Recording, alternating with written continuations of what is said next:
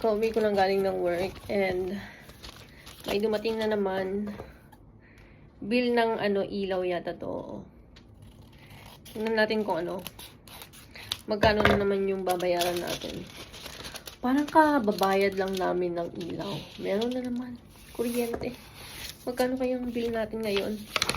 Tingnan natin. Tingnan natin kung magkano yung bill natin for today. Wow. 9,402 yung bill natin. Yan, yung last time na binayaran ko is umabot siya ng ng mga 14,000 yen. Ngayon is medyo bumaba siya. Kasi last time of course meron tayong gumagamit tayo ng gas, lalo na pag nagbababad tayo dun sa off-road. Ay, grabe yung bill. Parang alam mo yung kababayad mo lang. Tapos meron na namang dumating. Parang hindi na ubos. Diba? Yun. So, magtrabaho tayo. Ang gagot. Tap na pagbayad bills.